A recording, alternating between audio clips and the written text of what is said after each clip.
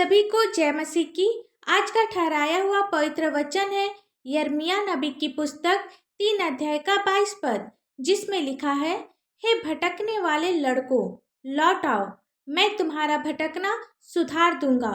मेरे प्रियो, यह वचन हम सभी लोगों के लिए है जो प्रभु के रास्ते से भटक गए हैं, अपने जीवन के रास्ते से भटक गए हैं, गलत आदतों के कारण भटक गए हैं, गलत संगति के कारण भटक गए हैं और अपनी टेढ़ी चाल चलन के कारण भटक गए हैं।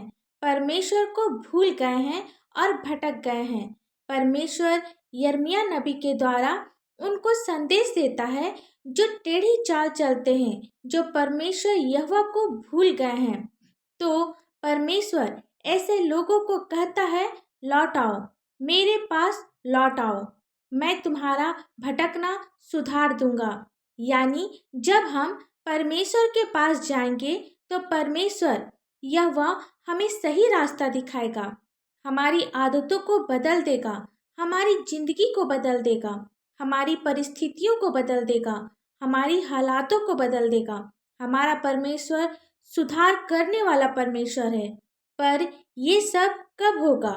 जब हम परमेश्वर के पास जाएंगे, क्योंकि वचन कहता है लौट आओ, यानी हमें परमेश्वर के पास लौट जाना है। ऊपर की आयतों को पढ़ेंगे 21 पद, तो उसमें लिखा है, मुंडे टीलों पर से इजरायलियों के रोने और गिड़गिड़ाने का शब्द सुनाई दे रहा है, क्योंकि वे टेढ़ी चाल चलते हैं और अपने परमेश्वर यहोवा को भूल गए हैं। यहाँ हम देखते हैं कि इजरायलियों के लोगों का रोने और गिड़गिड़ाने की आवाज सुनाई दे रही है, क्योंकि वे लोग टेढ़ी चाल चल रहे हैं, परमेश्वर को भूल गए हैं, परमेश्वर यहोवा से दूर चले गए हैं, जिसके कारण वे लोग रो रहे हैं, गिड़गिड़ा रहे हैं। आज हमारे भी जीवन में ऐसी ही परिस्थिति है। हम सब भी परमेश्वर को भूल गए हैं। सुबह उठते ही सबसे पहले मोबाइल को खोजते हैं, गलत संगति करते हैं, गलत आदतों को अपने जीवन में हावी होने देते हैं। जब हम ऐसा करते हैं तो हमारा जीवन भी कष्टों से गुजरता है, रोना धोना लगा रहता है। आज आप अपने आप को देखें। अगर आप अपनी समस्या को लेकर रो रहे हैं, गिड़गिड़ा रहे हैं, तो बस आपको एक काम करना है, परमेश्वर की ओर लौट आना है। वह वादा करता है कि आपका भटकना सुधार देगा, आपके दुख को खुशी में बदल देगा, आपकी समस्याओं से आपको बाहर निकालेगा। एक वचन और हम लोग देखेंगे, होशे की पुस्तक 14 अध्याय का 4 पद, जिसमें लिखा है, मैं उनकी भटक जाने की आदत को दूर करूंगा, मैं सेत में उससे प्रेम करूंगा, क्योंकि मेरा क्रोध उन पर से उतर गया है। हमारा प्रभु कितना महान है। जब हम पहला स्थान परमेश्वर को देते हैं, परमेश्वर से अपनी गलतियों की क्षमा मांगते हैं, तो वह हमारे अपराध को क्षमा कर देता है, क्योंकि परमेश्वर का क्रोध हमारे लिए ज्यादा देरी तक नहीं रहता। वह तो विलंब से क्रोध करने वाला परमेश्वर है। जब हम उनके पास जाएंगे तो वह हमारी भटकने की आदत को दूर करेगा, भटकने की आदत को सुधार देगा। आज परमेश्वर का वचन आपको अपनी ओर बुलाता है। आप चाहे कोई भी परिस्थिति में हो, कैसी भी जीवन जी रहे हो, कितने भी पाप में क्यों ना हो, कितने भी समस्याओं में क्यों ना हो, आप प्रभु के पास आए, प्रभु के निकट आए, प्रभु से प्रार्थना करें। प्रभु आपको सही रास्ता दिखाएगा, आपका भटकना सुधार देगा, आपके भटक जाने की आदतों को दूर कर देगा। आप विश्वास करें और अपने जीवन में सुधार को देखें। आइए हम सब प्रार्थना करें। धन्यवाद धन्यवाद धन्यवाद हो पिता परमेश्वर। Hallelujah hallelujah hallelujah. स्तुति स्तुति स्तुति हो, स्वर्ग धाम में हो शन्ना। पिता हम आपको लाखों लाख धन्यवाद देते हैं आज के सुंदर से दिन के लिए पिता, और विशेषकर आज के सुंदर से वचन के लिए आपको धन्यवाद देते हैं पिता। आप अच्छे और भले परमेश्वर हैं।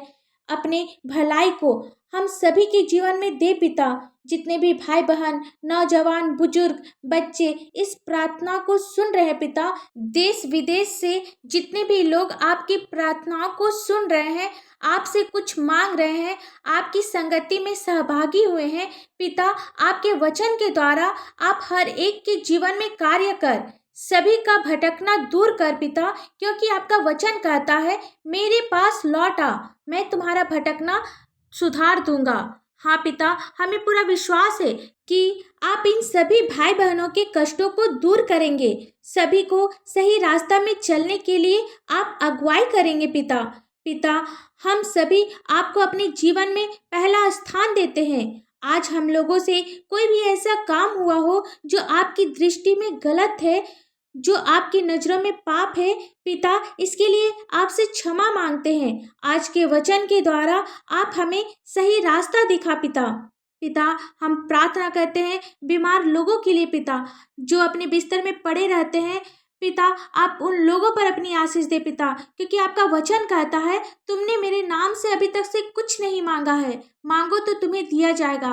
पिता, हम आपके पवित्र और मीठे नाम से मांगते हैं, यीशु मसीह के पवित्र और मीठे नाम से एक एक बीमारी दूर होने पाए।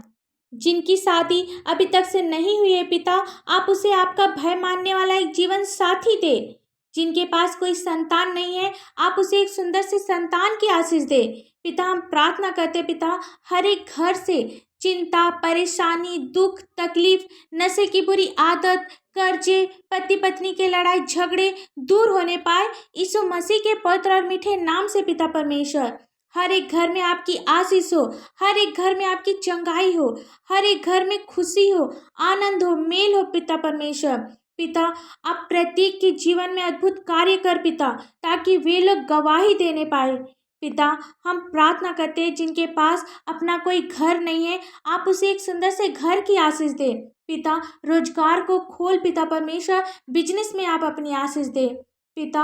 हम प्रार्थना करते हैं छोटे बच्चों के लिए पिता परमेश्वर, जिस प्रकार वे शारीरिक और मानसिक उन्नति कर रहे हैं, आत्मिक उन्नति भी करते जाएं पिता। जवान लोगों के लिए प्रार्थना करते हैं जो संसार की बुराइयों में फंसे हैं पिता, आप उन लोगों को क्षमा कर पिता, और उनके मन को आप बदल पिता, ताकि प्रत्येक जवान आपको जानने वाला होने पाए, आपको पहचानने वाला होने पाए, और आपके हर एक अच्छे बताए हुए मार्गों पर चलने वाला होने पाए पिता।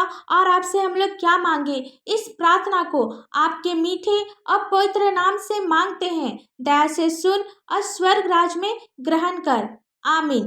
परमेश्वर का यह वचन आप सभी के पास पहुँचे और आशीष का कारण बने, इसके लिए आप हमारे इस चैनल को लाइक, शेयर और सब्सक्राइब करें। धन्यवाद।